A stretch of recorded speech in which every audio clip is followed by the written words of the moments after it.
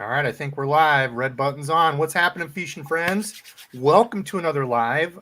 Tonight should be a fun one, exciting. I've got a few updates on my end that I was about ready to poop my pants over here because I got some fun stuff going on. Whoop, did you mute me there, Randall? Was that your phone? Yeah, that was my the laptop volume was up. All right. Sorry, I apologize. So anyway, I look a little bit different. If it looks like I'm looking over you, I'm trying to figure out my whole setup. I finally upgraded to the 1080. Gramps made me look bad. I'm gonna have to get with Gramps and figure out how to do like the background with the like he's got the cool American legacy and all that. Mine looks kind of like some back alley stuff going on here, but I'll have to figure it out. So if it looks a little bit different, I got a new desk. Everything is a mess back there. There's the old desk that's older than the hills. This one's awesome because I can cross my legs under it. The other one was like super short, so I could just barely get my stork legs under it. So trying to figure out all this, trying to figure out lighting and everything. But I've got some other updates. We've got Dylan with us. Of course, Dizzle is down there. Dizzle, how are you, my friend? Doing good. I actually had a really good day out on the water the other day, just hopping spots. I think I caught probably, I want to say 5 or 7-ish bass. Nice. All on the jig, all jigging. The jig game, huh? Mm-hmm. I love it. All right, and we got Dylan with us. So Dylan, thank you for spending some time with us. Dylan hit me up. I was asking people if they would, like to join a live or anything, and Dylan's like, "Yeah, I'd like to join and talk about getting younger anglers into it." Dylan is a young cat. I feel like an old man in here tonight. But Dylan, how are you, man? I'm doing good. Bassing as much as I can, cashing checks while I'm working. Yeah, so before I that's what I was just saying today. It looks like you won a little bit of dough today. I saw an Instagram post. Yep, I won Thursday night Lunker League with like a 3.90. It was so almost 4 pounds, and then today was a little open and didn't get the win, but got Lunker again with a 5.12. So Dang. On the frog, you can't ask for any more than that. Yes. Yeah. So Dylan was asking before. He's like, "What are we gonna do? Do I need to prepare for anything?" I'm like, "No, man. I'm just gonna ask you for your elevator story. We're gonna talk stuff." So out of the gate, before we get into your 30-second elevator speech of who you are, how you got into fishing and all that, I got to ask, what is your number one? If I had you handcuffed and I said, you get to pick one lure, I'm let you go. That's all you get to use for the rest of your life. What is it? What's the one lure? 3/8 ounce Z-Man Fire Crawl Jackhammer. Really? Very specific. Wow. Very specific. Okay. So you're up in Pennsylvania. So what kind of waters do you fish a lot, I guess, around in your area? Well, the closest lake that you can run an outboard motor on to my house is 2.5 hours away. So we've got a small little lake. Yeah, we got a small little lake called Raystown. I fish quite a bit on the upper Chesapeake. And then I've only been to Erie once because I'm South Central PA. That's about a 5 or 6 hour drive for me. Okay. But I've got a lot of family up in New England, so I fish a lot up in, Connecticut, Massachusetts, places up there as well. I like it. We were talking before. Of course, I'm a Hawkeye fan. He goes to. We'll see here in a second where he goes. I'm not going to spoil it because his jersey's cool. I'll have him show you. But he said he's like an hour from Penn State, and I'm like, oh, good. Glad you're not a Penn State fan. I had to just block you. Joshua says, "Wait, it's the Debo, Dylan, and Dizzle stream. Yeah, we're in 3D tonight, everyone. Triple D. And I said, I upgraded to the 1080." So 3D, 1080, whatever you want to say. Hopefully it looks better. Let me know in the comments. Does it look a little bit more crisp? I'm trying to figure out my lighting and stuff. I look a little whited out. I'll have to have Mike. I don't know if Mike Vogel's on. See if he has any suggestions. He's a good lighting and filming guy. Debo, I think you just need to get outside more. Yeah, I do need to do that. I think I've fished. When did I fish last? I went out. I took the John boat out. We talked about that last week. That was the first time I fished in 3 weeks. I haven't fished this week. So Sheesh. 4 weeks, been fishing once. Rough times. So let's see. Daniel asked a good question. Why the fire crawl color? So back in February, it's all over my Instagram. It was on MLF. Me and my partner actually won an MLF College Open on Lake Chickamauga. And it was actually on the half ounce fire crawl jackhammer, and I caught my PB 9.5 on it. But I like that 3/8. Yeah, I like that 3/8. You can do anything with that. I mean, you can slow crawl it the way we were doing it, but it was a lot easier with a 1/2 ounce. But you can pitch it up on the bank and anything. So 3/8 is the most versatile. Yep. That's usually what I go to. A little bit more wind, a little bit deeper. Like, what are you normally fishing? Like 8 feet or under with it? 3/8? Yeah, in practice, we found a shoal with some eelgrass on it that was in 3 foot of water, and the water kept rising throughout our practice and ended up being in like 7 foot of water come tournament day. Really? Within like what, 4 days? It was within like 2 or 3. Wow. Yeah. So we had to adjust. We were throwing that 3/8 and we had to go to a 1/2 ounce just to get it down so we could take the top of that grass. And just ticking it, and they were laying in there, and that's when one slaughtered it. Oh, you could see when the sun didn't come out often, but when that sun came out, we were looking at our live scope, and you could see the fish rise up out of the grass and sit right on top there. Wow. Yeah, live scope is something I would love to get with somebody that knows like really how to run it and show me, because it's, I've got, like, I was talking to Bass Geek. He has another YouTube channel, and he's kind of been playing around with that, and he's like, dude, it's such a, like, he doesn't say game changer a lot. I don't say it a lot. I have a new thermal printer, which I'll talk about here in a second, and that is a freaking game changer for me. But anyway, yeah, dude, I couldn't imagine being able to see that kind of stuff, and that would be absolutely fun as hell. It's cool, but a lot of guys get stuck on it tournament fishing. Like, you're just looking at it all day long, trying to catch fish that you see, and sometimes they're not even bass. So there's a way that it can hurt you, but it can definitely help.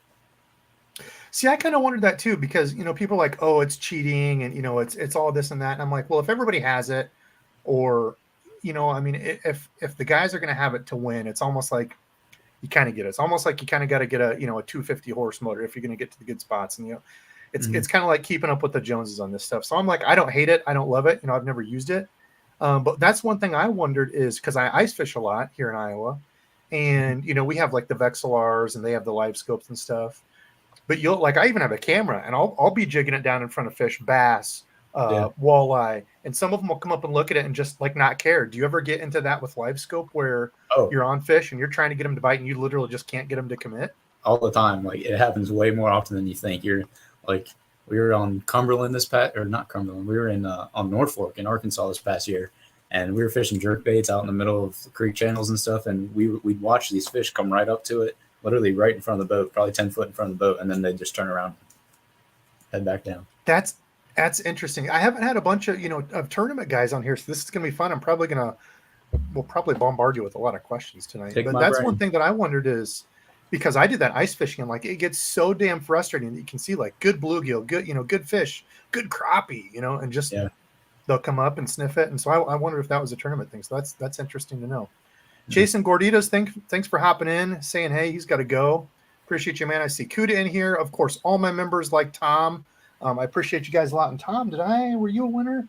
No. So one thing it was Tom Gross, not Tom Mix. One thing I was going to say is I got a thermal printer. So it runs on this sticky tape, like these sticky printy deals. It's a 4x6. It's the regular like printed label that you get at the post office. I got this set up, and it's like night and day difference. So no more waiting a month and a half for giveaways, and because I feel like a prick for making you all wait that long. This thing is awesome. Literally make my label. Thanks to Hellabass too. I don't think I've seen Hellabass in here, Rich. But he told me to check out this pirate ship place, not like an actual pirate ship yar, but pirate ship. Make my labels, print them off, and it is freaking amazing. So I can't wait. So okay, Dylan, I'm gonna kind of roll through comments here as you're talking, but I want to know, like, what's kind of your elevator speech, the 30 seconds of a minute to Dylan. How did you get into fishing? What has fishing meant to you? Kind of tell us how you got up to, because you fished in high school as well, which is something that I never had, so I find that really interesting.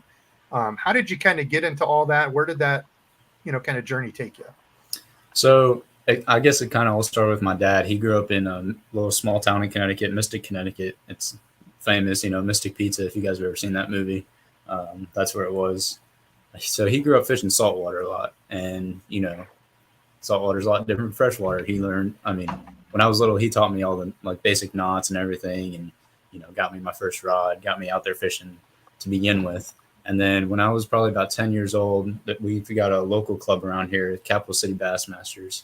And they take youth out once or twice a month The adults have boats, and they take the youth out on the river, on different lakes around here, and they really teach the youth a lot. And actually, tomorrow I'm going out. I'm going to be a boat captain for one of these youth tournaments, and help teach. Nice. Yeah. So it's like, what age are these kids? I think you can be anywhere from 8 to 17 years old. Oh, okay. Or 10 to 17 or something like that. It might be 12. No, it's 10 because I started it when I was 10. And I remember I've got a picture on my phone of me on the front of one of these boats with my little push button rod and rooster tails fishing in the river. And so that really helped me. All the adults in that club, I really have to give the majority of my thanks to. They really got me into fishing. And I got so into it, tournament fishing and everything, that when I was a freshman in high school, I started a bass fishing team at my high school. And, up north, tournament fishing and everything is not where it is compared to down south. Down south, you've got 300 boats in a high school tournament. Up here, we had maybe 25 boats. So it was all brand new. My dad had kind of worked with the high school Bassmaster state director to get these tournaments up and running and everything. So that kind of helped. And there's not a lot of people that weren't big into tournament fishing that I could, use as a partner. So I actually had one of my buddies goes to a different high school, and we actually partnered up and ended up fishing a couple of the tournaments, qualified for national championship in Wisconsin, fished that. And then relatively new program came out when I was either a freshman or sophomore, called the Bassmaster High School All-American. And you put in a resume and everything, and it gets sent off to a panel of judges. You get references and stuff, and people comment on like your fishing, and they look at grades, they look at your conservation efforts, they look at like volunteering and stuff, and then they look at tournament finishes and everything. So they take all that and they give it to a panel of judges, and they get the top 52 in the country, top 52 high school anglers in the country, called the All-State team. And then all those guys go to a different panel of judges, and they narrow it down to the top 12 high school anglers in the country, called the Bassmaster High School All-Americans. I was lucky enough to get that 2 years in a row. And if you do get that, they send you down to Texas to fish with an Elite Series professional. All expenses paid, and they give you a stipend for $1,000 or something, and that covers travel and hotel and stuff like that. So I got to do that, hang out at Texas Fest, and watch the Bassmaster Elites weigh in, and that's what really excelled. And I could put that down on my resume, sent my resume to like 4 different colleges. I had colleges reaching out to me after I had, done that All-American thing. So that's what really crazy. Yeah, that's what kind of jump-started everything. Okay. So what's been first I have to shout out real quick. Jason Gorditas couldn't stay, but he said it's his little man's first birthday. So happy birthday, DJ. Thanks, Jason Gorditas, for jumping in. Enjoy the replay. And I don't know if my brother from another mother is still in here. My brother Martin. We're actually not brothers, but his dad's different than mine, and my mom's different than his. So that's kind of how we're related. But love you, brother. Hopefully you're doing well. We need to hang out. Gramps has the I don't know, some sort of skin bacterial. Gramps, quit running through those sewer waters that you're out there in Indiana. Luckily we don't have any of that here in Iowa. It's because of you dirty Indiana folks over there. Jermaine's in here. Mr. Randall Pink Floyd. Dizzle gonna put 5 jackhammers on an A-rig. Yeah, that's something that Randy would do. He'll make that his first YouTube video. Let's see. Why aren't you all out fishing? Well, it's 8 o'clock here. It's 100 and something degrees. And that's the part of YouTube that you don't get to enjoy. You don't get to fish every day. You got to edit and do lives and all that other stuff. I wish, but Fish in the Southeast says, LOL, DEBO'S pressed with a thermal printer. They are nice to have, though. Dude, I'm a simple man in Iowa, and I freaking hate going to the stupid post office. It's always at least a 30 to 45 minute wait to mail a couple packages. That's why I procrastinate. That's why stuff is months old. You choose the wrong day, Debo. Just choose a different one. Dude, horrible. So Dylan, what's been your favorite lake to fish? You've traveled and fished more than me. I've really just fished kind of our Midwest area, Iowa, Wisconsin, Minnesota, Missouri. That's really all I've fished. How about you? What's been your favorite place? And I'm guessing now that I've already heard your chatterbait story, that might be it. But yeah, I would say Chick, but obviously it's kind of biased. When we were there in the past fall, the fall before the tournament that we won, we were there, and me and my partner weighed in one fish for 4 pounds. So It's not my favorite lake. It just treated us good this past spring. If I had to pick one of my favorites, I'd probably have to say Pickwick. Pickwick, okay. Mm-hmm. We were there the first time I was there was kind of a weird time. Most of the fish were done spawning. There were still some spawning.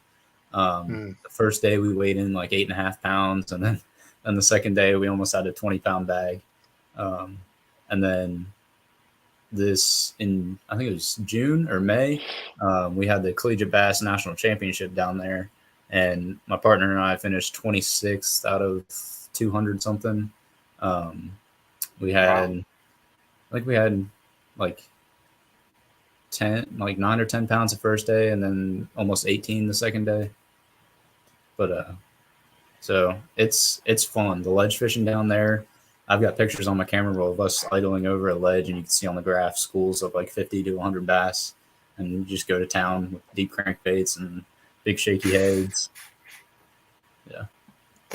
What's been so I know we kind of touched on this a little bit earlier. So let me back up a step. So you get to college fishing. What has that kind of been like in a nutshell? So you got the Texas, good Lord. You got the high school part, where you had to, kind of do all that stuff. Well, now you're on a team. So show us your jersey real quick, because you got new jerseys. I'll make you. That jersey's pretty sick here. Dang. So Bethel, whoops, let me hide this. That's a sick jersey. Yeah, it is. We just picked up Mossy Oak fishing down the middle there this year. More on the back, or what's that? You got more on the backside, or snazzy? I don't know if you can see very well. So yeah, we can see it. That's cool. Debo, should we get bank fisherman jerseys? Basically, just cut off the sleeves on our t-shirt and Sharpie it. Yeah, cut off the sleeves on our Budweiser shirts and just write Debo and Dizzle on the back. I like it. Yeah, that's Iowa style. That jersey's awesome, man.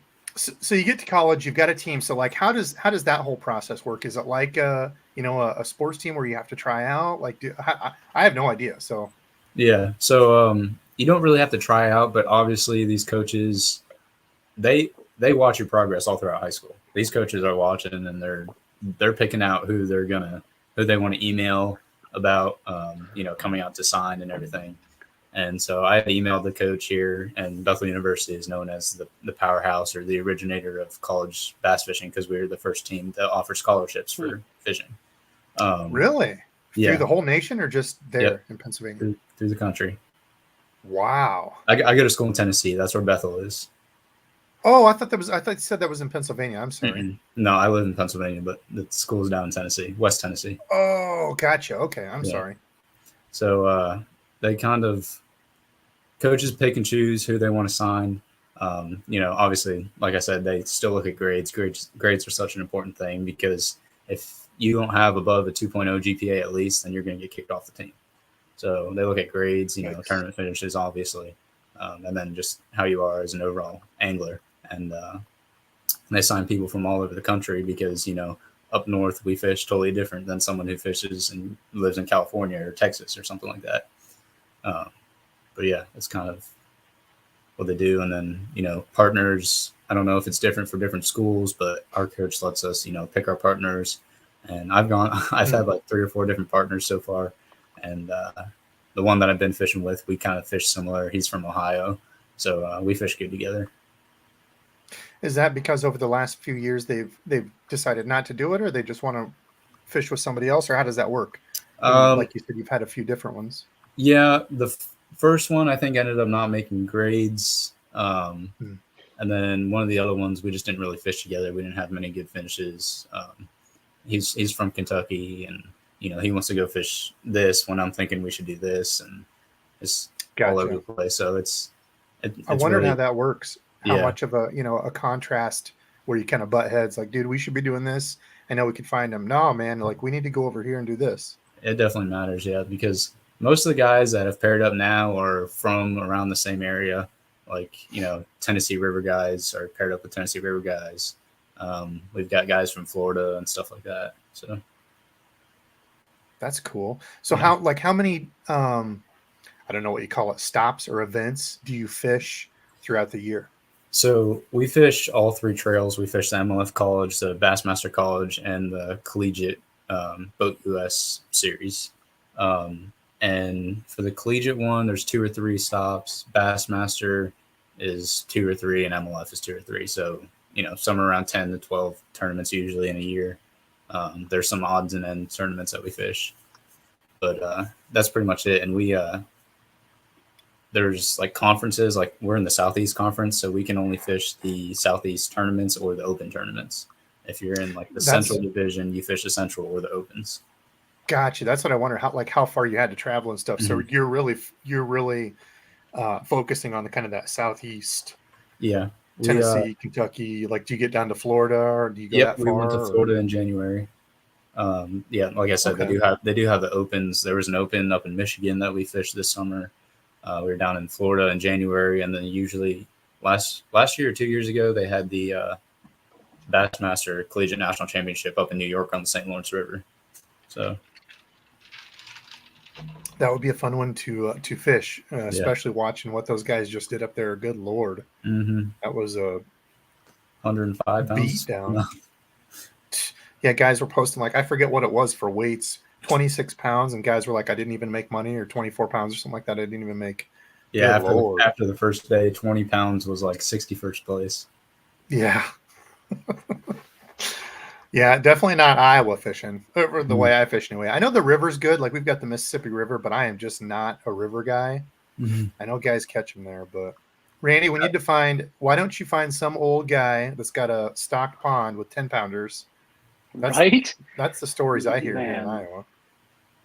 So there's a guy that's asking. Go ahead.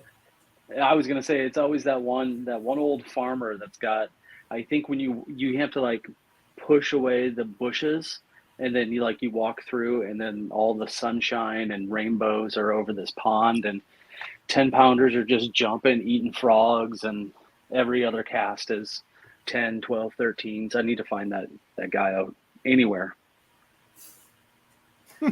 Cooler. So Texas Huntsman, there's a few people saying, man, that would have been so awesome if I'd had high school fishing and stuff when I was younger. I wouldn't have wanted to do anything else when I fish. Cooler said, yep, here I skipped school, went fishing, and ran into my dad fishing. Oh man, that's funny to see you here. Even at work, I run into people and we end up talking about fishing, and I get to telling them that I fish collegiately, like on a scholarship, and they're like, I never had anything like that when I was in school. Man, that would have been awesome. Yeah. Let's see. Well, I'm kind of running through questions. Do we have any questions? You said there was a question up on chat, if you still have it. Yeah. Rob Harrison said, do the colleges supply gear like boats and graphs and stuff? So it depends on what college. I know there's some that I have some friends on that have fully wrapped boats and trucks that they give to the anglers. And they have credit cards that they take on them that they get reimbursed for everything. So the way that we do it is we do have school boats that haven't run in the past 5 years, and our coach just sold them to buy newer boats, just in case. I think pretty much everyone on the team has their own boat, but just in case there's boat problems, we have those extra ones that he would haul down to tournaments. So you have your own boat? Yeah. Wow. Yep. It's a Triton 19X2. It's 2008, nothing special, 225 4-stroke. That's still awesome, though. That's like a complete different way of, doing the whole college experience. That's awesome. Mm-hmm. Now, I don't know a lot of, college kids. When I was in college, I was scraping just to make sure I could make bills and get to class, let alone having my own boat. And I'm working 9 to 5 every day. That was my Christmas present like 2 years ago when I went to college, and I haven't gotten a Christmas present since. That's all right, dude. I'll take that. I know. Every year. I hate Christmas, and I hate like holidays and stuff, so I'm kind of a Scrooge. I would take that any day. Yeah. Randall Pink Floyd said Iowa Bank fishing sponsored by Mendit and Randy's Cargo Kilts. Yeah. We got into biscuits and gravy talk. I don't know where we're going here. Mike's saying Iowa fishing sponsored by Casey's Breakfast Pizza. Yeah, we'll have some of that. Let's see. I'm going through questions here. If y'all have questions for Dylan, let us know. This is a really cool, way to pick the mind of somebody going through the progression of, because I've never really like I didn't grow up with any tournament guys. There was some small tournaments and stuff, like little league things my dad would do, but nothing like, working away. Cause you said you would like to take, your experience and try to take that next step, get a good job, and then go into, into the professional fishing scene. So like, what does that kind of process look like for you? You said you want to get a good job. Yeah. How does that kind of work outside of, because you said you're 20, right? 20 Yeah, is all you can't even drink. Yeah, Can't even drink legally. I just turned 20 in June. Good Lord. Just turned 20 in June. Just turned 20. Young. Yeah. So what's that process look like? You've got what, do you have 2 more years left? Yeah, I'll be a junior this coming fall. Okay. So you've got 2 more years left. How does that, what's that kind of look like to you? So most of the guys that do, bass fishing through college and our teams and everything, most of the people that you'll talk to are majoring in some sort of business, whether it's marketing, accounting, something like that. Makes sense. And that opens a lot of, opportunities to work in the fishing industry. Sure. If you don't end up making it to the pros, you at least have connections there where maybe you can work your way up through that. A lot of guys that graduated from Bethel are now working with like Duckett. I know one of the guys is working with Duckett now. And, multiple other rod bait reel companies. Sure. Yep. So I definitely want to get a job, this coming fall, or, start applying now. Hopefully I can line up a job for the summer, maybe stay down in Tennessee for the summer, and work there, save up enough money where by the time I'm out of college, I'll have enough money put off to the side for, actual real life stuff. And then have enough money to pay the entry fees to fish Bassmaster Opens or the Toyota Series or BFLs or whatever you want to do. Now, I would assume, so kind of backing up to, because I'm kind of a nerd in the fishing industry and I love the kind of the behind the scenes stuff. So being, working with these companies through the school, do you ever get to go to like trade shows, or do you get to network and market that way? Because you said you'd like to get a job in the fishing industry. Do you get to make some of those connections and meet some of those people before then with the companies? Yeah. So usually at, pre-tournament meetings, there's these companies that, give us free stuff and everything. But most of those connections are either through the school or through our coach. And, they're just, we don't personally have connections unless it's to get, discount codes and stuff that they offer by us having them on our jerseys. Sure. But they do send us products and stuff. And we do have very few connections with our sponsors, but they're definitely there. Gotcha. I'm sure I could ask my coach and he would in an instant give me names, numbers, and everything. Gotcha. Okay. Yeah, I just kind of wondered how that worked. That's, that's just another way to, because when I was in college, that's what you'll go through, business. That's what I did, was business management. When you go through that, so much of, working with people is just who you know. Who can I get my foot in the door with and at least talk to? So it's cool that you kind of got that way to get into it and have coach help you. I didn't know any of that worked. Mike has a good question though regarding practice. How often do you land the fish versus like shaking them off? So usually first day of practice, we're not going head hunting. We're just trying to find concentration of fish, whatever they may be biting on. So we'll go out and we usually get 3 to 4 days of practice. So first day, it doesn't really matter. We're not, shaking any fish off. We're catching them just to see what the size is around the area. And we'll keep spot hopping, looking for something similar to see if the size of the fish changes wherever we go. And then, through practice days 2, 3, whatever, we'll start, occasionally shaking a fish off if we think it feels big. Kind of hard to do if you're fishing crankbaits or treble hook baits or something like that. But especially if there's other teams around, like boats around, we'll be like, yeah, I got a fish, and they'll be running with it and they won't let go sometimes. But we try not to land fish. Because it's a power bait, right? Berkeley power bait. I read on the package that they bite and they don't let go. 48% longer they hold on. Yeah. So with those practice days, are you ever like cutting off the barbs or throwing like if you're throwing a plastic, put no hook on there, or cutting the hook off or anything like that? We practice? No. To make it easier to shake off?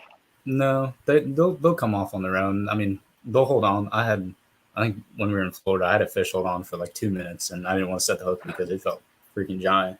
So yeah, they'll let go eventually. I mean, they'll get buried in the weeds or whatever, and the hook will pop Sure. out. So Yeah, it's just the opposite. When you want them to let go, they never do, and when you want them yeah, to stay pinned, they're always like, "Hey," they they jump, they spit the hook at you, and flip you yeah. off with their fin and swim away.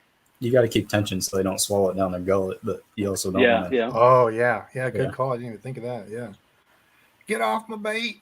My buddy Nick asked, "Do college anglers get paid at all?"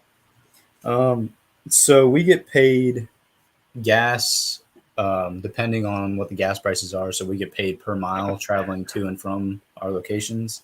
And then for Because it's food, your we personal get, vehicle, right? Like your yeah, truck or whatever you have to yep, use. yep. We use, when we go to tournaments, we use my truck and my partner's boat. So it kind of splits gas evenly. Gotcha. And then for food, we get somewhere around $40 a day for breakfast, lunch, dinner. We don't usually eat breakfast on the road. I mean, we'll get a breakfast sandwich from McDonald's, and then we'll have stuff to make sandwiches on the boat for lunch. And then we'll go to like a nice fancy dinner and spend $20 because we've got $20 left to spend. Sure, might as well. Yeah. Hell yeah. And then lodging and like hotels and stuff like that. The school pays for that as well. All of that. Let's see. Ham and Eggs asked, "How is ranking or Angler of the Year done?" Because I believe you have some Angler of the Year merits, right? Yeah, through my local club, I've got 3 Angler of the Year titles all 3 years in a row. Did they do that in like through the college scene and stuff too? You said you fished the 3 different. Like, would there be an Angler of the Year in like each one? The MLF, the Bass, and then I'm not really sure if MLF or the Collegiate Series does an Angler of the Year. I may be mistaken, but I know for sure Bassmaster does. They do Angler of the Year, Team of the Year, and then the Collegiate Bass does the ranking of schools. And they actually just finished putting out their preseason poll of like where the predicted schools are gonna like end up through school of the year. And last year we were ranked 11th, and then after winning a tournament and placing high in a bunch of tournaments this past year, we moved up to rank number 7, and hopefully we can finish higher than that. Damn, awesome. Yeah. That would be fun as hell, dude. I am envious. This is one that I wonder too. From how do you prepare for a tournament? So like, what's normally going through your head? Because you get what, like 3 or 4 days to pre-fish? Mm-hmm. Is that right? Yeah. So I kind of look at it as the main thing I'm looking at is post-spawn, pre-spawn, or spawning. That'll base my whole what stage of the fishing. Yeah. And we've got limited space. We can't bring all of our stuff, especially if I'm fishing off my partner's boat. I've got that's another question. I'm going to interrupt you because is this different than the main angler and co-angler? You're both fishing just regular, right? So it's you're both trying to get because it's is it a boat? Is it a boat limit? 5 fish for both of us. So you really got to downsize your tackle. I can bring probably 8 boxes max and 2 or 3 bags of plastics. Not like little bags, but like those big Bass Mafia money bags or whatever. Mm-hmm. These actually, I was just cleaning my stuff up. So it's like I said, it's kind of basing it. Yeah. Yep. Kind of basing it on the spawn. That's where I usually start. And then I go to time of year and, what kind of fishery, especially if it's a shallow fishery, if it's, summer on the Tennessee River, we're going to be ledge fishing in 20 foot of water. So I'll base it on that. And then I won't bring, my 3/8 ounce jackhammers. I won't bring my frogs or spooks. Sure. I'll bring my deep crank box, my shaky heads, my big swim baits, spoons, stuff like that. Now, have you ever prepared one way? Like, okay, we know they're going to be, offshore. We're not going to get to fish shallow.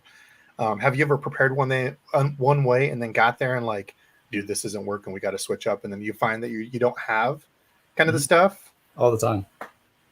All the time. So how do you adjust? What happens? Are you using like some of your partner's stuff, or are you just rigging stuff up and hoping to start digging through his boxes then? Because see, that's always the thing. Me and Randy, and I think this is pretty common for anybody that fishes together.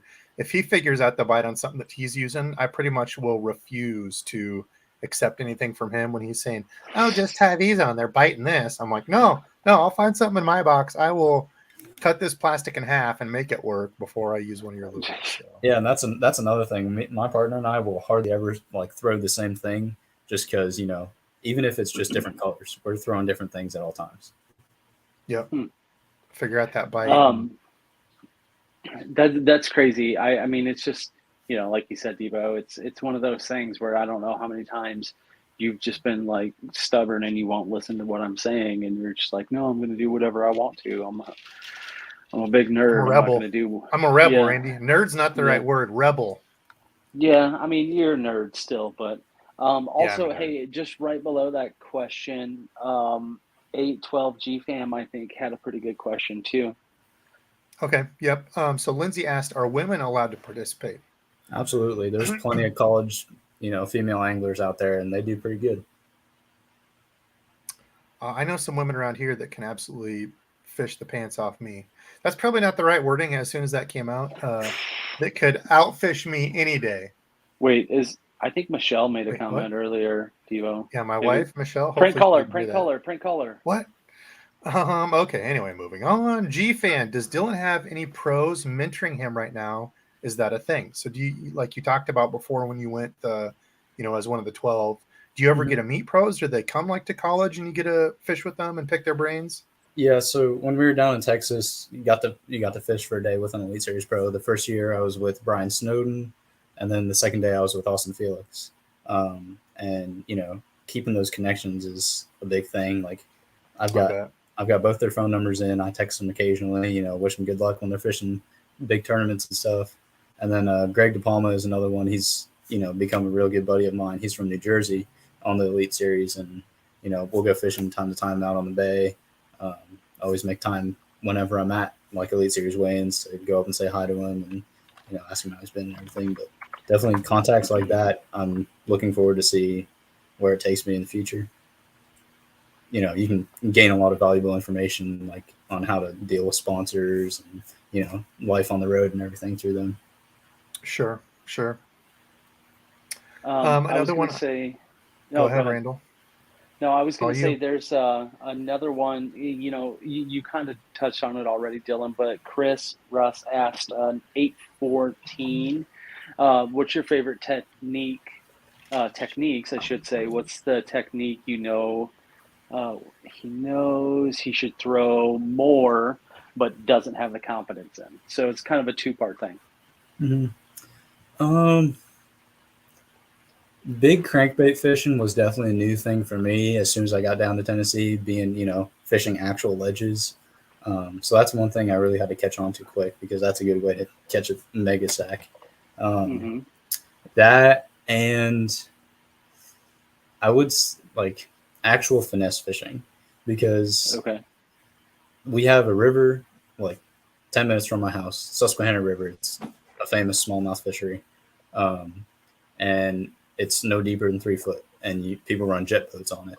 And we're fishing tubes and Ned rigs and spinner baits and stuff. And some people may call that finesse if they're from Tennessee. But to me, that's just, normal. Finesse fishing, when I got down to Tennessee, is throwing a drop shot on a ledge and just barely twitching it until you feel something. Or throwing a big old shaky head out there and just dragging it so slow along the ledges and everything. Yeah, I know that's one thing that Debo and I talk about all the time, especially with that, getting into that finesse, and even more so with the drop shot. That's just, it's a different type of beast to kind of get used to, and just those subtle movements. I know because I love the jig. I always fish with the jig. It's something I never leave the house without. And sometimes I'm like, it's sitting there, and Debo will tell you just the same. I'll sit there and tell myself out loud, slow down, because I'm just going too fast. And that's crazy to think, like, I'm just imagining how slow you're actually going with it. And I'm just like, I don't know. It's like, I'm going to go this slow with this hand, and I'm going to try to fish something else with this hand. And it's just crazy to think. Yeah. I'm always, I find myself fishing so fast all the time. And I've been getting better at it, but I'm still not where I want to be, where I'm just like, okay, I need to slow down. I've got, 6 hours left in this tournament. I've got plenty of time to catch a fish. Right. Yeah, I think the whole tournament mentality and the whole tournament agenda of we've got a lot, it's go out the gate. Everybody's sitting there waiting, and then okay, boats go, and you're just thinking, crap, we got to get them, we got to catch, we got to get up. I would think that would be running through my mind all the time. Yeah, crap, I haven't caught a fish, dude. I got to get one. My anxiety I'm sure I would have a heart attack within the first like 5 tournaments. So let me ask, and I don't know. I'm sorry if I haven't been. I didn't hear it, but are these tournaments that you're fishing? They're multiple day tournaments, right? Yeah, some of them are Okay. 1 day. There's 2 days, and then usually the national championships are 3 days, 4 days. Sure. So how do you get past that mental roadblock, especially if you somehow get past day one, say it's a 3-dayer, you get past day one with a smaller bag, you're right on the cusp, and then day 2 starts, and then it's just like, okay, 2 hours into it, 3 hours, whatever it is, you just haven't caught them. How do you turn that switch on? That is, it doesn't matter. I'm just going to keep going. I'm going to keep trying. I'm going to keep fishing. I know for me, that's one of the hardest parts. And Debo, we've talked about this before, is trying to stay positive. You never know when that next catch is going to be your PB, or when you're going to catch, just a monster overall. Like, is there anything special or anything that you like to do or that you personally do to kind of get over that hump? Not really. You kind of nailed it on the head without nailing it on the head. I've had it kind of comes with experience a little bit, but I've had so many tournaments where the past half hour, you could just turn it around like that. And Yeah. like the Thursday night lunker that I fished this past Thursday, I caught that. That was the only fish I caught. I caught it in the last 15 minutes, 100 yards from the ramp. Yeah. So I know that, things Yep. can switch in an instant, and you just got to keep your head down and fish. Yeah, that's one thing I know that really kind of gets to me, especially if it's, if I'm out grinding all day long and I'm going spot to spot and it's like super hot out and the conditions aren't good. I just kind of get lackadaisical with all my casts, and I'm just like kind of half-ass walking a frog back, or I'm like burning a jig back when I know I should be going slow, things like that. Yeah. So that's something that I definitely struggle with, and I need to kind of. Most of the time, it's not you. It's not the fisherman. It's just the conditions are tough, and Oh yeah, just aren't biting. People got to understand that too. Yeah. So Coolerland had a good question. I'm a gear nerd, and I was going to ask this. This was one that I had lined up. Who do you prefer to use for reels and rods? And I'm sure you've probably got some sponsorship obligations, but do you work with companies, or are there gear that you've liked? Yeah, my coach is going to hate me, but I recently switched to Kistler rods, and I love them. That's what I've been frog fishing with. I just got a new frog rod in KLX 7.3 heavy. That's what I've got. It's the exact one I've got, dude. Good taste. Yep. I like the Kistler rods as well. Yeah. Yeah. So what's your favorite rod out of all theirs that you've used? Like Helium by far. Yeah. See, I would go KLX. I think I would take a full deck of KLX is close second. Yeah. Yeah. Okay. How about reels? Do you have like a reel sponsor, or? Our school is sponsored by Shimano, and I love Shimano. Oh, so okay. Kind of going with Shimano. Hard to argue that. I'm switching everything to just Curado 200s. That's, I've had one for so many years now, and it's given me no problem. So all my reels are turned into that. Yep. Randy, I know that's kind of one that you said has become one of your favorites recently. Yeah, definitely. The Curados, I'm up to 2 Curados now, and I'm just starting to, expand my horizon. For the longest time, I was, I think it was just because of ease and convenience. I was an Abu guy with going to the Okabojis, because they had that center, that distribution place there where I could get them pretty cheap. But yeah, recently, Devo, I think you kind of started getting me into it, started with the Luz and then moved over to some Shimano. I'm really trying to keep the door shut on the Daiwa front, but I have 3 or 4 Daiwas now. Yeah, that's not keeping the door shut. You could admit that you're a closet Daiwa lover. It's fine. Don't be ashamed. I have a few Daiwa reels. I'm slowly getting rid of them though. Oh, Yeah, I'm get rid of slowly them. getting rid of them. That's what I've got. I've got a tattoo on that frog rod, and the handle's kind of half broken already. So Uh-oh. Yeesh. Yeesh. Randall Pink Floyd asked, this is kind of one that I wondered too. So how many like combos do you carry since you're sharing the boat? so my partner doesn't really care, and you'll get guys that do care about space on the boat and everything. But I'll bring in, Really? You'll get guys that are kind of jerks about it? yeah, especially if you're like a co-angler on someone's boat that you don't know, like fishing a BFL or something.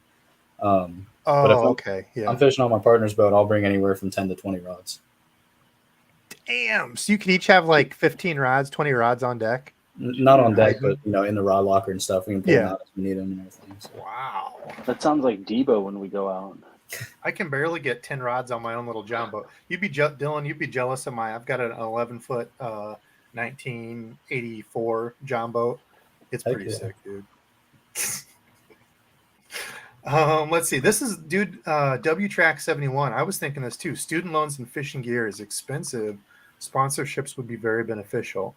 So when you're talking about them paying for, travel and, hooking you up with the gear, like do you get X number of, when you're talking about the team sponsored by, it doesn't matter, whoever, for rods, reel, gear, do you get like X number or X dollar limit where you get to spend with those sponsors? Like, hey, I've got, I don't know, Lose is my sponsor. Do you get like 4,000 a year or whatever? And you get a like, how does that kind of work? So you're not spending all your own working money on fishing stuff, because clearly I'm a fishing nerd, and I'm thinking of like back to college. If I had a boat and it was tournament fishing, I'm sure I'd be broke past broke. Yeah. So most of our sponsors are good about sending us free stuff.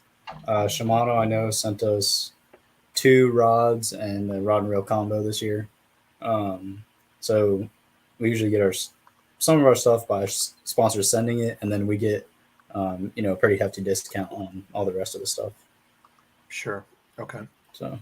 And is that kind of the way for like the baits and stuff too? Line, yeah, baits, line, rods, free, reels, and like any gear really. We've got Mossy Oak Fishing, so like apparel, icy type coolers, so nines, sunglasses, P line. So that's cool. Okay, yeah, I wondered because that's like, good Lord, I could just see myself blowing everything I've got. Yeah. Let's see, what else? Did you guys see any questions? I'm trying to run through. 47 minutes in. Super fun, dude. We haven't even stopped. I would say 820 W Track 71. I think this is one of the biggest things. Is I don't necessarily know what he was referencing, but he just says, just never stop having fun. You're fishing, Mm-hmm. That's the biggest thing, and that's the thing that Debo and I say to each other all the time. It's like, hey, it doesn't matter necessarily if we're, it would be better if we were catching fish, obviously, but we're out, we're 2 buddies having fun, giving each other crap, here and there, and every once in a while we'll catch a fish and then make fun of each other for how small it is and things like that. The important thing is to just keep having fun. Yeah, we travel as a team, so on the road we're always goofing off, having fun, and there's time for that, and then there's a time to be serious, and I think all the guys understand that. And for sure, teamwork, I think, kind of goes into that, and that's a big part of makes the dream work. My freshman year, the team wasn't so tight knit and working as a team, and we didn't finish that well in a bunch of tournaments. And I think this past year we really started working on that, and we've had, my partner and I have done good, and we have a senior team that's been doing good, and us 4 have kind of got together and help like incoming freshmen that were struggling. We don't give everyone spots that we're fishing and say, we're fishing here, we're throwing this. We're saying, find this type of bank or throw this and look for this type of bank. That's for the whole team, you're saying? Mm-hmm. We're obviously not going to, give you our spots, but we'll definitely tell you like what we're fishing, what type of structure we're fishing, if we're fishing deep, shallow, if we're fishing brush piles, lay down, stuff like that. Because each boat is essentially fishing to win, because like when you have those ones that are 3 days, you're getting cut out by boat, right? So it doesn't really necessarily have to do with the team per se. You've probably got your individual stuff, then you're also looked at on the team trail of, oh well, as a team, their whole team finished, X spot or X points, however you guys do it. Yeah. And So I know you're really for me, kind of it looking doesn't. out for your boat first. Yeah, I know for me, it doesn't matter like where I finish. I don't care as long as we have a Bethel team that's doing good. That's all I care about. Oh, hey, so I was going to ask you, you were saying, like 15 to 20 rods or combos that you're taking. Of those, are they all bait casters? You got to throw some spinning rods in there. Do you throw any ultralight stuff in there? What's the mix? Again, it kind of depends on the fishery. If Sure. we're going up north, then I'll bring more spinning rods than I normally would. I would say I probably have 5 or 6 spinning rods in general. How upset do you get when they mix in with everything else and just ruin your day because they get tangled up in all the bait casting rods? Because that's my biggest frustration with the spinning rod is you can't seem to put one next to any other type of rod without it somehow tying a double Windsor knot in that line to the other lines. Yeah, I get made fun of on the team because I'm like the only guy that doesn't use rod socks, so that happens to me all the time. Oh Jesus, Yeah. That's even worse. Yeah, especially when you're shoving 15 rods in a little rod locker on a boat. It makes it I bet. Randy, did I just hear you throw out a double Windsor knot? Yeah. That was the first knot that came to my head. I was like, double Windsor done. So Jake asked a good question. Guy. Yeah, you're always wearing a tie out there. Cut off sleeves and a tie. How might a younger angler get into the industry when they don't have a high school fishing team? Do you guys ever run into that or help people? Yeah, so around here, the kids, state director for Bass Nation, he was like wanting to work with the kids like 100% and would do anything to get more and more kids involved.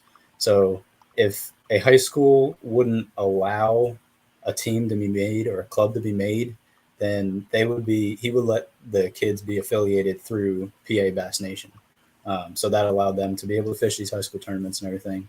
But what I did when I was a freshman is, our school protocol is you had to have an advisor, like a faculty or staff member to like overlook the club. So I went online and read the bios of like teachers and everything. And I found one that said he loves fishing. I like fishing.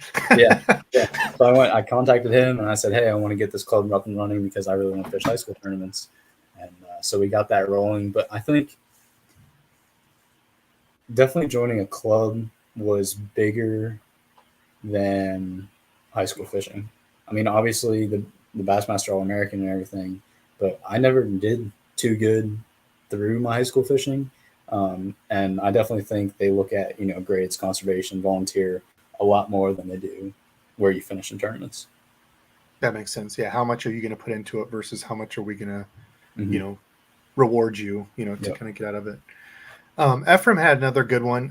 What is one technique or lure that produces the most for you? So you might have your favorite way to fish. We've all got our favorite way. If I could go out and throw a frog everywhere, every day, all day, I would.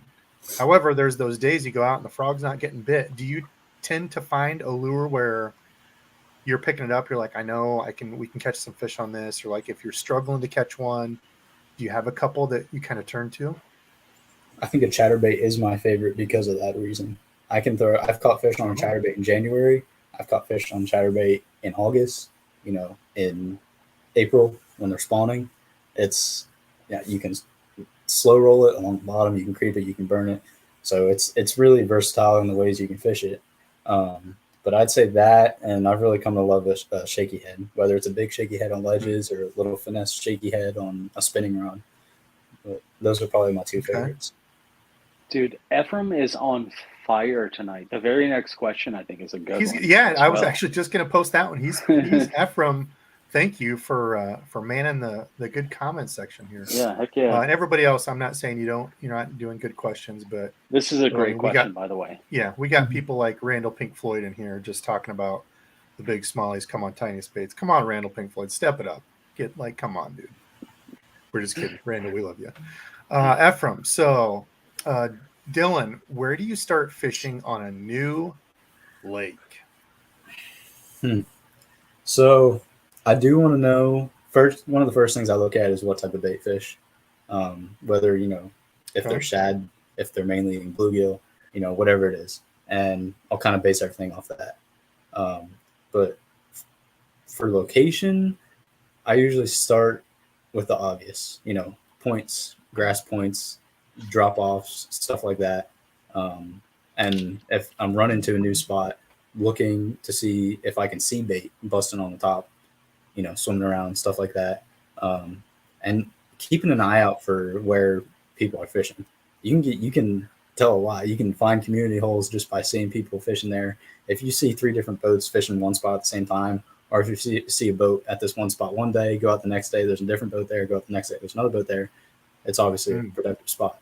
So you're talking about the locals. Spy on the locals, save their spots. Okay. Yeah. I mean, obviously that goes to an extent, you're not going to, people are going to outfish those spots and there won't be many fish left, but, definitely finding the obvious. I think people overthink it a lot and try to find these sneaky spots, which obviously they'll pay off sometime. And that's what, in February when we won, it was kind of a sneaky spot and we saw no one fishing it the whole practice and tournament days. But definitely look for the obvious and start there and then work your way out. So like 2 follow-up questions to that would be, what if you don't know what type of bait fish are in there? Is there like a go-to color that you would always pick up? And number 2, where was that sneaky spot? I think I'm just kidding on the second one. First one's a real question. What was that? No, that's kind of interesting. Why was it sneaky? Was it just like, were you doing something different than everybody else? You don't have to tell us the spot, obviously, but do you think you were like, you found like a little pattern within a pattern that people really didn't pick up on, or was it just you kind of stumbled on one that was like gold? So I'll tell you, we graphed probably almost 3/4 of that lake throughout our practice days. Ooh, we did more graphing than fishing. Yes. So we graphed from the dam all the way up to a creek called Sail Creek. It's probably not 3/4, it's probably half. But we graphed all that looking at these shoals, these ledges, because these fish were setting up to spawn. And one thing that I've been told, and I truly believe now, is that the winning pattern on any Tennessee River lake, fish will be caught close to the main channel. You have to stay close to the main channel, and then that's where every single tournament will be won. So that's what we did. We tried to stay close to the main channel. We didn't go up in creeks too much unless we saw something that looked good and wanted to graph over it. But throughout graphing this whole entire section of lake, this one bar, one shoal was the only place that we found eelgrass. Every other place had milfoil, hydrilla. The only place that had eelgrass. So that's what I think kind of made it special. Gotcha. Okay. Just those little differences. Yep. W-Tracks, I'm not sure if you're talking about the idiots that were doing the dial my phone number thing or text me at this crap.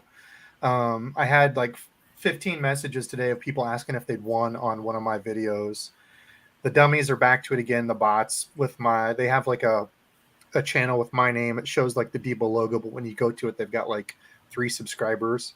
They're saying like, text me, I don't know, text me at a number or call me at a number for your winnings. So W-Tracks, if you were part of that, I apologize. I don't think you hit me up on Instagram, but those losers are at it again, and they're targeting everybody in like the fishing YouTube community. I don't know what the hell the deal is, but again, to reiterate, I'm actually going to do a giveaway tonight because I got a fancy thermal printer, and I just whipped up 3 giveaways on my list here. I've got a list of 12 that I've got to get done. So that's how far behind I am.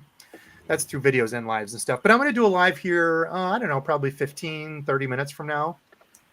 Because Dylan, again, thank you so much, man, for taking time to talk with us. Getting a young man's perspective like yours that is clearly on the right path. Somebody else said before that you have the right hair for it.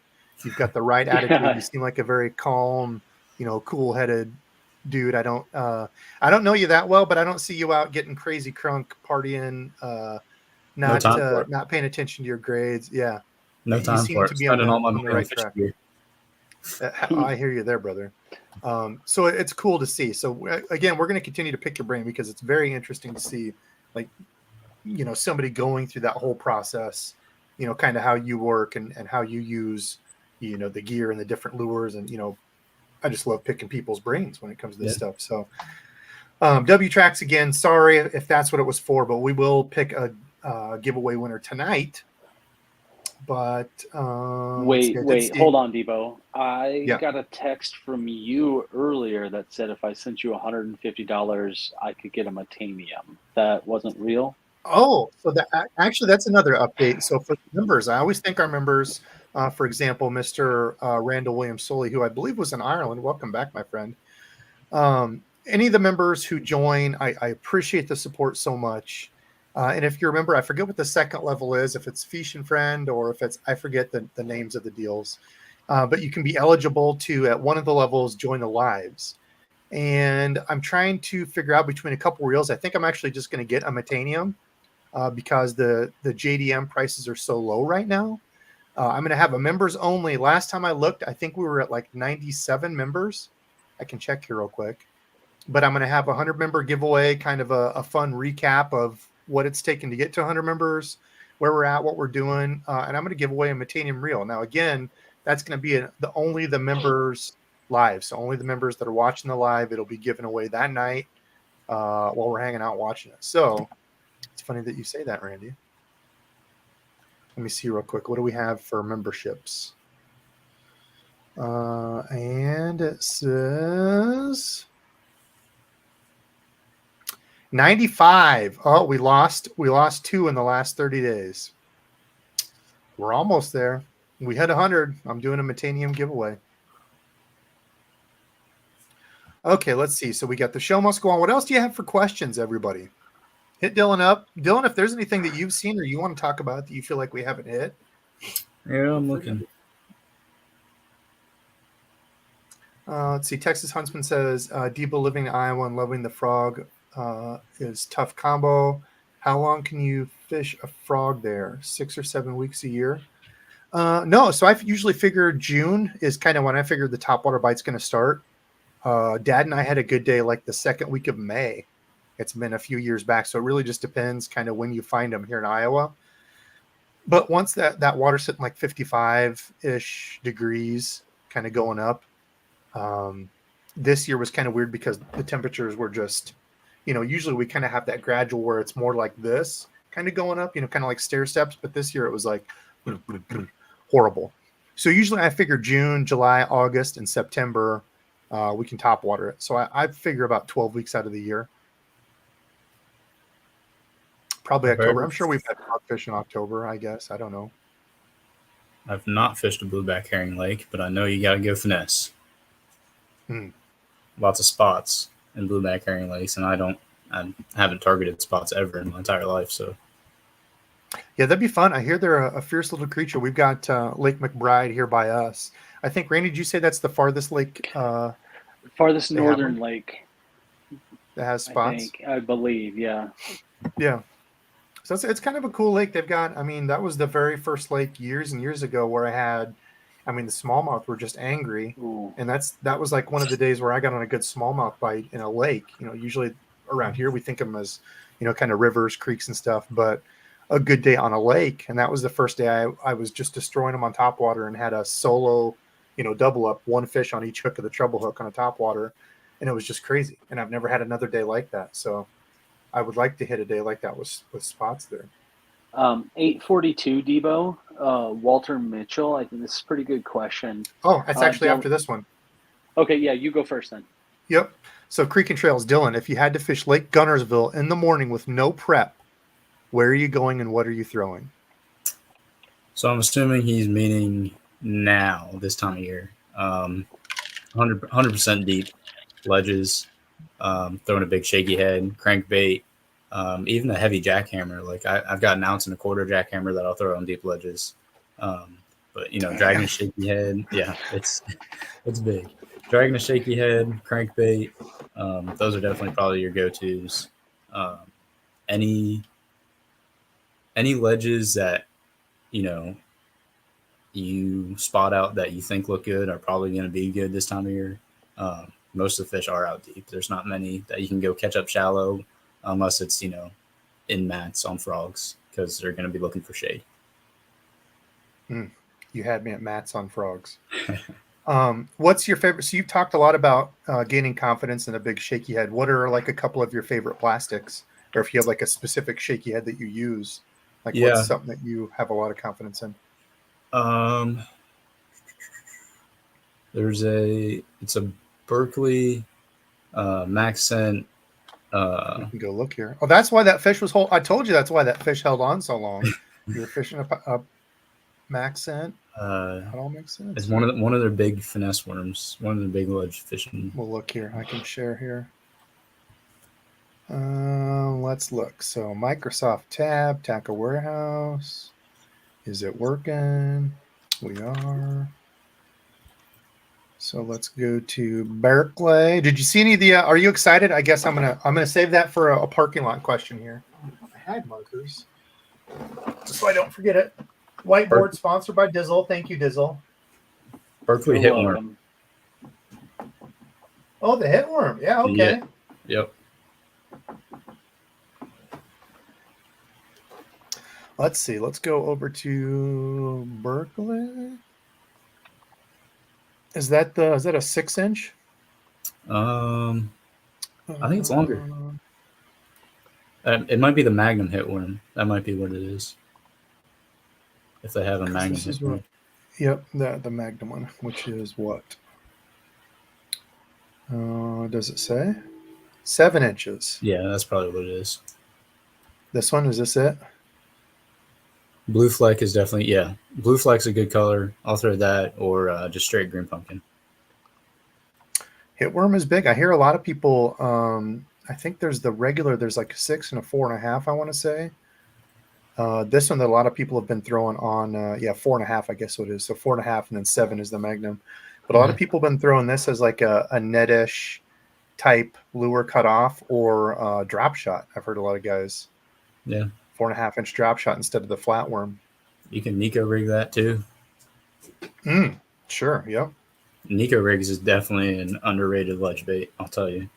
You can whack some fish out from under people on a Nico rig. Ephraim's sticking up for Randall Pink Floyd. He's an OG.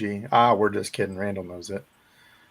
Let's see. Okay, so Walter, Randy's question next. What do you do when it rains a ton mid-tournament? So you actually kind of touched on this. What was that lake? Chickamauga. Chick, yeah, that you said raised within. So go ahead, maybe tell that story. That'd be a good one. Yeah, we got between the first and second day. It was a 2-day tournament. So between the first and second day of the tournament, we got a ton of rain. I think it rained on the last day of practice too, which really didn't affect it the first day of the tournament. But the second day of the tournament, our spot when we got to it was, 2 or 3 foot higher than it had been, and it was blown out and muddier than before. And I definitely noticed that we got less bites, but we just kind of stuck to what we had been doing. And, maybe we did slow down a little bit. But, we had that pattern going, and it was a solid pattern throughout all of practice. So I think with any amount of rain, it's not going to go away just like that. I think if you keep your head down, slow down, maybe finesse a little bit, those fish will still be there. They just may be eating something different. Okay. And do you find that like when the water's, obviously when you get a bunch of rain like that and, levels are rising, I've heard that, obviously those fish generally move up when the water gets dirtier, when you've got rising water because you've got, good bushes, good trees, whatever that wasn't in the water before is going to be covered. But I've heard it's usually like 3-4 days before those, the bait fish will really get up in there and eat those bugs and all the other stuff, and the bass kind of follow them. Have you noticed that where like a day or two doesn't really matter, but if you get a chance to fish it as it's, risen like 3-4 days later, do you notice a timeline in there? Yeah. So I forgot to mention that the fish that we were fishing just kept reloading since this spot was so close to the main channel. It was just reloading with fish that were coming up looking to spawn. And with that water rising, helped push those fish shallower and probably moved even more and bigger fish into that grass so that they could use that as an ambush point. So I definitely think that they will move. I know for a fact they'll move tighter to cover. whether it's offshore cover or, on the bank. I know when we're fishing the river by my house and it rises a foot or two and gets dirty, those smallmouth will be like nose up to the bank. So you got to pretty much cast on the bank and drag your whatever you're throwing into the water. G-Fan had a good one here, kind of touching on the same side. I'm assuming you still do a lot of bank fishing, or when you can go back home and stuff. Yeah. We have a ton of bank fishing fans. I still love to bank fish a bunch. So he said you're walking alongside a calm but murky pond. So we're going to say, I don't know, 3 to 4 foot visibility. G-Fan is, I guess, what I think murky, 3 foot maybe. On a sunny afternoon, you spot a bunch of tiny fry popping around. What are you going to throw, Hot Shot? I think that's a speed reference. I hope it is. Anyway. His very next post was pop quiz shoot the hostage. Oh, it is. Shoot the hostage. Dylan, have you seen the movie Speed? Are we too old for you right now? I have not. That might be a little too old. Dylan. That movie can't even drink a beer legally. Come on, Dylan. Like probably 15 years, I think. Okay, so what are you throwing? You're walking along a murky pond in the afternoon. A bunch of little fry popping. What are you going to throw? I definitely throw a fluke. A fluke has become one of my favorite lures. Nose hooking, like a weightless fluke. Weightless fluke, nose hooked with like a circle hook. That's definitely a good way to catch a lot of bass. That a spinnerbait, probably maybe a smaller profile spinnerbait with willow blades match that smaller fry. If there's a bunch of fry grouped up and it's around the spawn time, definitely cast as many angles as you can towards that fry, because more often than not, there's a bass guarding it. So, and they'll eat whatever. It doesn't matter what color, what size it is. They'll eat whatever is coming at that fry.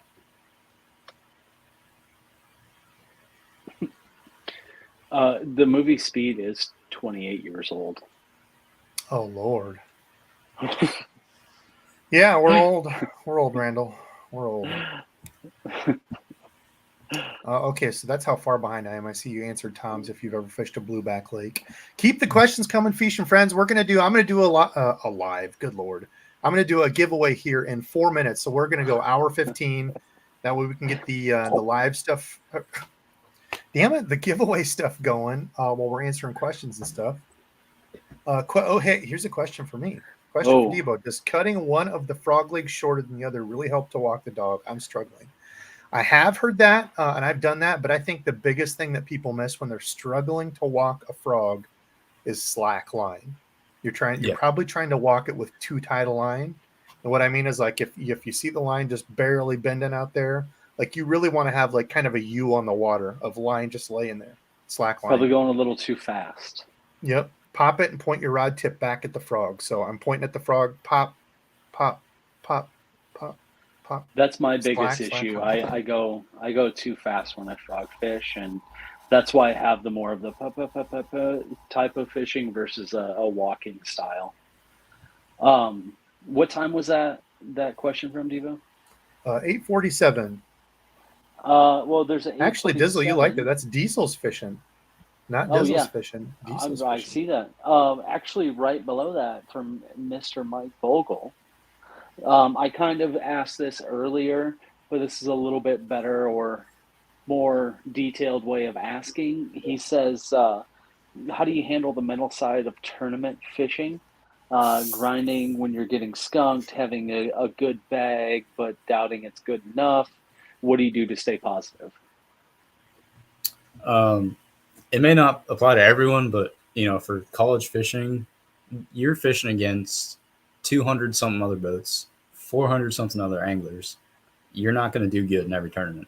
And right. I've struggled in way more tournaments than I've done good. And I've finished, in the top 50, maybe 3 times out of, however many tournaments I fished. And I'm usually back in the 200 somewhere. But knowing that you aren't going to do good all the time is definitely a big thing. And you just got to know that you got to take it as a learning experience. Grinding when you're getting skunked is definitely different. It's like I said before, sometimes it's a fish. Sometimes they're not biting. they're going to be biting for other people, obviously, because they figure something out that maybe you don't have the experience. But definitely keeping your head down. Do you guys talk about that? What's that? Do you guys talk about it afterwards? So you're all fishing the same lake. It's all the same tournament. Do you guys talk about it after? Like, oh, dude, what did you guys do to pick them up? Like what? And like, do you kind of talk as a team? Mm-hmm. And we have team meetings after every tournament to discuss that stuff. But yeah, I'm not sure what else to say besides keeping your head down, and like I said, comes with experience. You got to know that not every day is going to be your day, and you just got to have that positive mental attitude and just keep grinding. Like I said, anything can happen in the last hour, half hour, 15 minutes. Sure.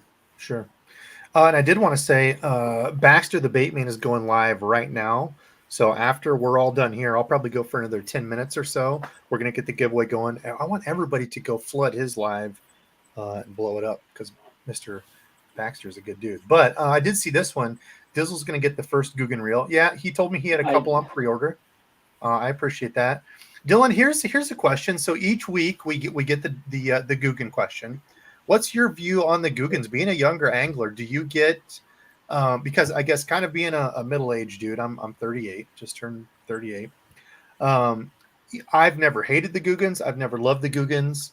I think a lot of people are jealous of their success, being younger guys, rising as quick as they did, and kind of slapping the fishing industry in the face with, launching their Googan baits and doing all this stuff.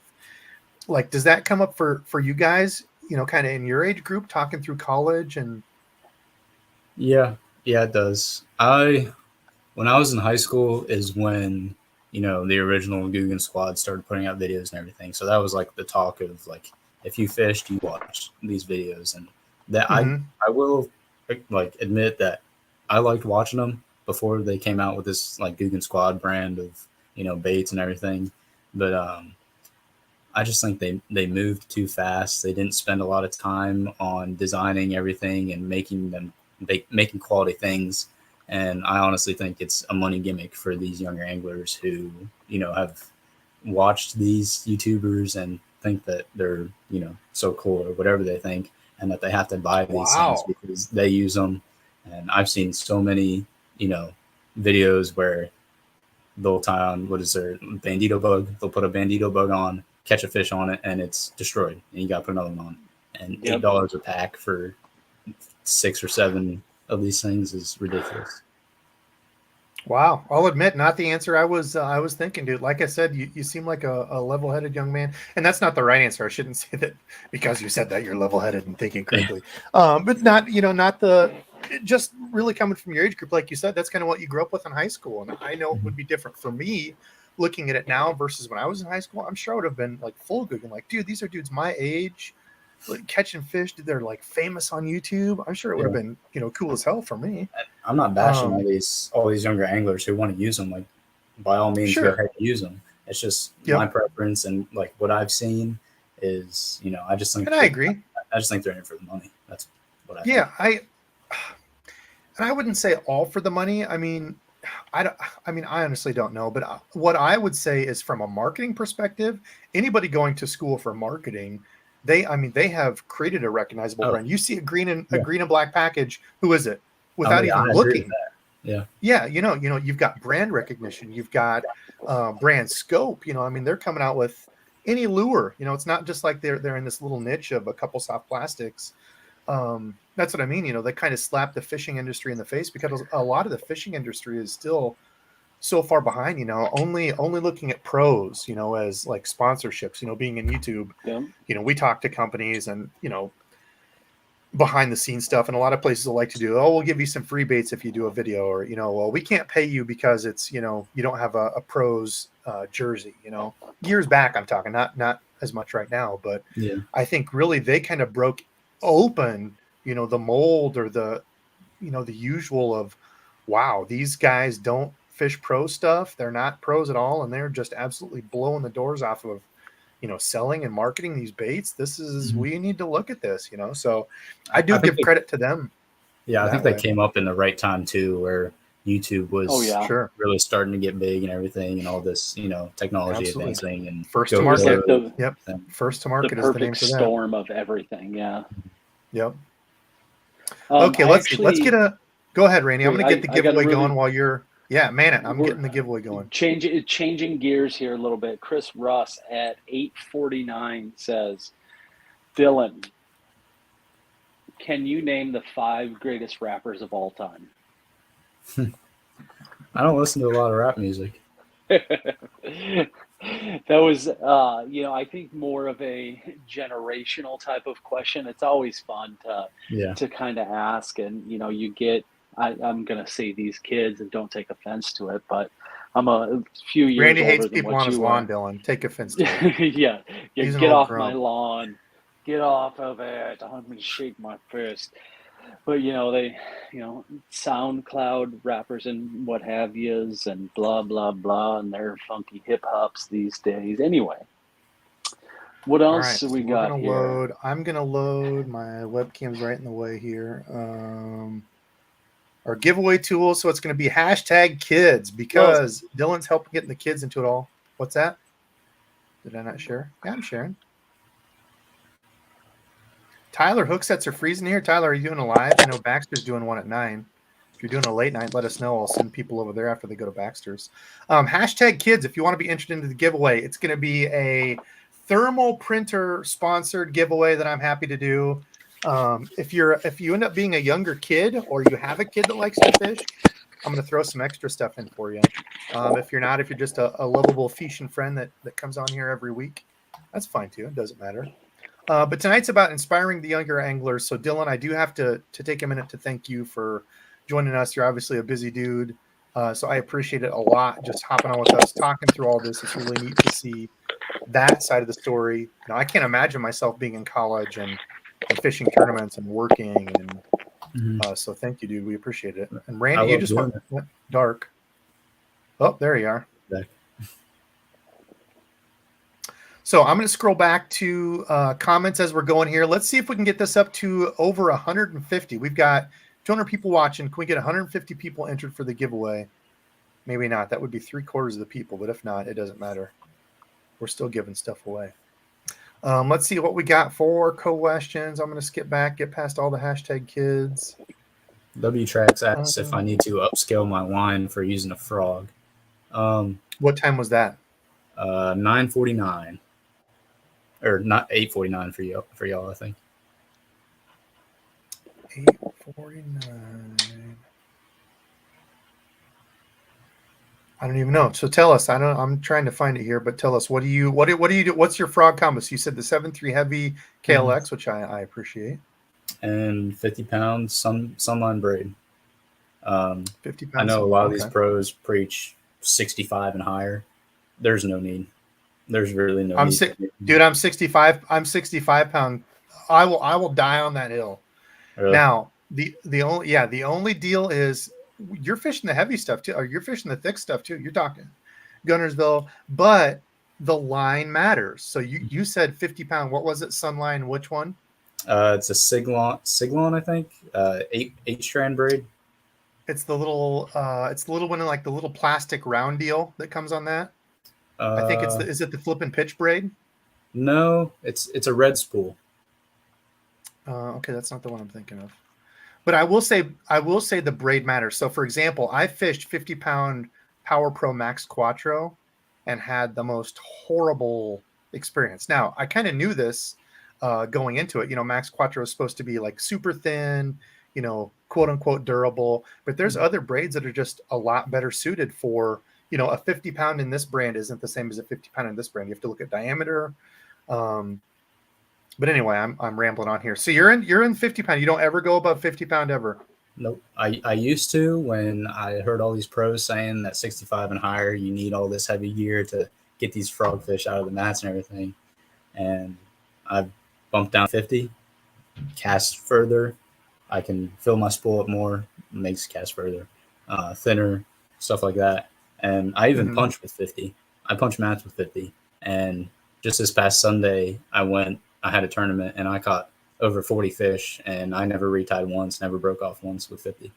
Really? Now, have you broke off on a frogfish with 50 pound? Nope. Never? Never. Wow. Okay. What's your knot? What's your go-to braid frog knot? Just a Palmer. Just a Palomar. Mm-hmm. Do you do the double? So like when you tie your knot, do you tie 2 knots? Nope. Wow. Just Palomar. And then if I'm not using braid, just improved clinch knot. Oh, what? Oh my gosh! If Paul's in here, I bet Paul I think is in Switzerland. So is it just one line through, just one line improved clinch knot, just one time through the line tie? It's wrap it around, put it through the hole you made, and then put it back to that hole. Cinch it down. Just once though, so you're only going through the hole of the lure, the eye of the lure once. Mm-hmm. Dylan, man, I feel like you're living on the edge, dude. But see, that's the cool thing about fishing is people will tell me time and time again in my videos that I'm wrong. You're wrong for doing this. You're wrong for doing this. I don't fish the same as Dylan, and Dylan is obviously doing very well in college fishing, and fishes different than I do. That's the cool part. So whenever you shake your finger at someone and tell them that they're doing it wrong, that's the cool part about fishing. Is when you you're point pointing a 3 finger back at yourself. There you go. Yep. Shoot 3 for the back at me. moon, and if you miss, you'll hit the stars. Oh, Randy. Let's see what we got for Randall Pink Floyd said, what's your favorite? Oh, yeah. What's your favorite non-frog topwater? I think any sort of, the model is called like a shower blow bait. It's like those long, skinny, popper looking things. A Lucky like Craft a pencil gun type spitting pencil. Yeah, Lucky Craft gunfish makes a good one. That's probably my favorite. Have you tried like the Berkeley cane walker? Because you're talking like that type of. Yeah, it's. I think it's a little big. I like a little skinnier, smaller profile. Yeah, I do agree. They came out. So the 130 is what they had in the cane walker that I liked. It was a big, which is good for a chop. Like you've got a chop on the water, that big profile. But they just came out with 100. I just got one. Because I'm trying not to spend as much on tackle stuff, but I think it's 100 size that they came out with. But yeah, the gunfish, that was the first one I ever had. That or the, what was it? The chug bug was kind of a precursor to for me, the gunfish, like a popping pencil bait type deal. Yeah. All right, we're at 114. Go ahead, Randall. Oh, I wasn't saying anything. Oh, I thought somebody, was that you? Yeah, I was going to say, okay. I throw it. The only reason I don't like the bigger one is that because I throw it on I throw it on a 7-foot medium fast with 30-pound braid. So. Yep. Now, do you go braid to a leader? That was a question that we got before as well. We're already at 117. Is that right? My screen's way up there. Old DEBO eyes. Can't see. 117. Let's get to 120 and then I'll do a giveaway. So you said 30-pound braid for your topwater. Do you ever notice, like, because one thing I'll tell people is if you have trouble with braid, getting caught up in like the trebles, do you use like a mono leader or anything, or do you just run straight braid? I just go straight braid. Damn, I feel like you're a rebel, Dylan. Dylan's like, DEBO, whatever you're doing, dude, you're an idiot. This is how I feel like I'm best friends with Dylan now. He runs a Palomar. He's throwing straight braid. Man, come on now. Yeah, that's the dude. That's the cool part about fishing. There's not one right way to do it. Not one right way. There is a wrong way to do it if you're throwing straight braid and that braid happens to be bright blue. Thanks, Devo. Oh, yeah. There was a 906 hashtag you might want to look at there, Devo. Dylan didn't have a misspent youth like you two. Dude, in college, when I was 20, there's no way I could have focused on fishing. There's stories. So before Randy moved to Arizona, Randy and I used to, I'm not going to say party because we didn't party back then. There was definitely no adult beverages involved because we were underage, but we may have done something. I'm way older than you are. We may. Oh yeah, you were. Yeah, I was supervising. Yeah, he was supervising us. Yeah, we had some misspent years before Randy moved in college. We wouldn't have been focused on fishing. Let's see. Randy is innocent in his hornswoggling. Mr. Stubbs hanging out with a pillow. Oh, no. So, Dylan, Mr. Stubbs is my dog, and he's been known to get romantic with pillows down here on the sofa while I'm going live. He's no longer allowed. If you all have heard him, this is from, 8:59? Have you all heard him? He's sitting here. He was whining a little bit earlier, but my stairwell is right here, this wall right here. That's the stairway that goes upstairs, and he was whining. Now he's kind of shaking I can hear him here waiting to get through. But yeah, I don't let him down anymore because of his romantic adventures. All right, we're at 122. I'm going to grab the giveaway tool. If you are waiting, I'm going to give you 5 seconds to enter. If you're just joining now, #kids. If you want to enter for the giveaway. We're not even going to go into that. Set the stage for being okay. All right, we're doing the giveaway. Here we go. The winner. This is just going to be a random box of stuff. Like I said, if I pick you and you have a kid or you are a kid, I'm going to give you extra. If not, Corey, dude, Corey, you're going to get extra because of that helmet. Great choice of college team. Go Hawks. Corey, are you in here? Corey, you might very well be a young man. I don't know. Maybe you're in college. I'm going to skip all the way down to new comments. Congratulations, not me. Critical Gravy says, Corey, are you in here? So, Corey, if you are, I need to figure out how to pin like certain comments and stuff. I can star comments and stuff. I don't know what all that does, but anyway, Corey, hopefully you're in here. That's one thing I forgot to mention. You have to be present to win because I don't do the whole thing where I'm going to track you down after the stuff plays. Cooler said that was rigged. Congratulations, not me. It was not rigged. Corey's here. Corey, and he's a member. Corey, thank you for being a member. Corey, email me over at DEBO'Sfishing@gmail.com and I will get you hooked up. Okay. So let's see. So we're going to do a quick rapid fire. Let's do like 3 more questions. We're each going to pick one and then we're getting out of here. So if you have a question for Dylan, again, thank you so much for taking time to talk with us. Cool to see the high school to college adventure. I couldn't have imagined having that back when I was young. I'm not young, sadly. Corey, that's all right. You have a sweet helmet and an awesome taste in football teams, so I'll hook you up. So let's see. So questions. I think I got everything out of my way for questions that I had for you. Favorite lures.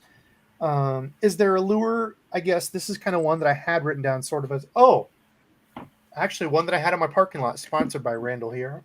iCast. So did you pay much attention to iCast at all? A little bit. I try not to pay too much attention to it because it's all going to be on the market at some point. So no point in rushing to get it. One thing you won't get it until fall or winter anyway. Yeah. One thing that did stand out to me is that Z-Man Hellraiser, that new hard bait that they made. Oh, that was interesting. I think the pike are going to smash that around here. I know a lot of people hate catching pike. Do you have pike down there? Is it pick roll for you? Yeah, we do have a few lakes that have pike, mostly musky. Oh, okay. I think the Fish and Boat Commission smash that too. Yeah, they started to stock a lot of musky. Okay. Yeah. Debo, good question. When you're ready, let me know. So that's what I was going to say. Did you have a favorite and one that you thought was like kind of silly? So Hellraiser, you said, is one that you think that's one you're going to buy and try, the Hellraiser? Yeah, I'd definitely give that a try. It looks pretty cool. Okay. Do you have one that you think was like poop lure year? What's that? The poop lures, what is it? The depths, what is it? Cover scat and is it the fish arrow poop? I don't know what the hell they called it, but yeah, no poop turds. Arrow or no turds. Did you have one that you think was like kind of silly looking? Like, what the hell, dude? I don't know about that. We have a group chat for our fishing team, and everyone's sending these stupid looking lures. I forget what some of them were, but I don't like how every company is now making their own chatterbait. I just think it's pointless. Like the Berkeley. So are you talking about the slobber knocker? Yeah. And I like Berkeley. Nothing against them. I just don't. There's not really much difference when it comes to vibrating jigs. Yeah, I think that's a hard hill to get over because, Z-Man capitalized on, the big thing. Like what you said chatterbait. What chatterbait do you use? Are you like a jackhammer? Are you elite? I just use jackhammers. Jackhammer. Okay. I used to be only the originals. That's all I used to use until I started fishing with jackhammers more. Yep. Yeah. So the big thing with those is, that direct connects. The blade connects directly to the head of the lure. Mm-hmm. There's no split rings or anything in between. And they patented that. So it's like the big thing with off. And I don't know how this works off country, but like you can look at JDM and Evergreen, obviously partnered with them. But JDM or pitch ADM. Evergreen, the Jackhammer collaboration, they can only ship to US and Canada, I believe now. They changed that. So nobody else can, can take over that, patent or whatever till it runs out. So I think that's been a hard hill for a lot of people to climb because it's such a good bait. And it's like, you can't just make your own, you've got some of these other that don't vibrate as well, or some that don't start up right away. You got to kind of pop it or pulse it to get the blade to vibrate. So, I don't know. I get, as a company, I could see how they'd want to capitalize on that, but yeah, it's a slippery slope, like you said. What do you got, Randy? Did you have one you said? 908 from G Fan, this or that. More pointed towards Dylan. 908. More stories of fish caught or more of fish lost? Fish lost. So if you, more of those tearjerker, heartbreaking moments of it was right there, it was within arm's reach and spit the hook, versus I reached down and grabbed it by the jaw and pulled up a 10-pounder and the angels sang and the skies opened. Earlier. Brought back some bad memories. I almost dove headfirst into the lake for one for Debo, and he says I didn't do that. Almost head first. This was his almost head first. Oh, it got off, bro. I half dove. I'll play it back. All right. So one more. Did you see one, Dylan? You get to pick your exit question here. I asked mine. Randy got his. That's a fun one. There's one that I will answer. I like biscuits and gravy more than gravy and biscuits. Ooh. Okay, here we go. I'm actually going to hijack the question. What's your favorite breakfast? Any breakfast you can have. What's it going to be? Just because I eat it so much, probably McGriddle from McDonald's. Can't go wrong with that. I'm not mad at that. Dude, McDonald's. I feel like, so that's a good point. I feel like the McDonald's sausage, biscuit, and cheese, like on a biscuit, is kind of like the benchmark. So you have some gas stations that are obviously way under. You have some of the nice local spots that are over. But I feel like breakfast, like McDonald's, is the perfect thing to weigh it against. Yeah. And we go every morning, like every practice morning, every tournament morning, whenever we're out traveling. That's what we get. But probably homemade, biscuits and gravy is my number one. A fan of my book, dude. That's my favorite, without a doubt. Randy, what's yours? Is yours the burrito, breakfast burrito? You're a breakfast burrito guy. Yeah, I like the McDonald's breakfast burritos, but honestly, if they still had it, Taco John's used to do breakfast, and it was amazing. They no longer do it, or they don't do it like they used to anyway. Great. Okay, so we'll get, this isn't a breakfast question, but back to fishing. Greg said, if you haven't tried the Seaguar Basics for $99 at Walmart, you got to. Been throwing that line for a lot of polls this year. Haven't broke up anything. Insider from Seaguar told me it's the same as. Invisex, just different box. I don't know if I would believe that it's the same as Invisex in a different box, because I know there's a price comparison deal they have to do when they're making their lines, like the Invisex versus the Red Label versus the Basics. But I will say I have been using Basics as well, and I have not had any issues with it. So I would back you up on that, Greg, that so far it has been a solid line for $10. Randy, you have too. You actually got me some. Yeah, I've used, what is it? Is it 15 and 17 pound? 15 and 12 is what I had. So yeah, that's what I have. 12 and 15. I don't know if I found any bigger than 15 or if I just haven't looked for it. So it's been pretty decent. No real complaints, and for the price, you can't really complain whatsoever. I agree. All right. Well, listen, everyone, we're getting out of here again. Huge thanks to Dylan for taking time with us tonight to answer the questions. Really cool to see, all the behind the scenes and how all this kind of goes into the process of going into high school, college, and then hopefully we wish you luck on your career, and hopefully you can pursue that. And I know that's a tough world out there, man, but obviously you have the right demeanor for it, and just keep driving. Yeah. That's the end goal. Cool. All right. Well, listen, everyone, we're getting out of here. Thank you all so much for watching. And again, we'll be back next Saturday. So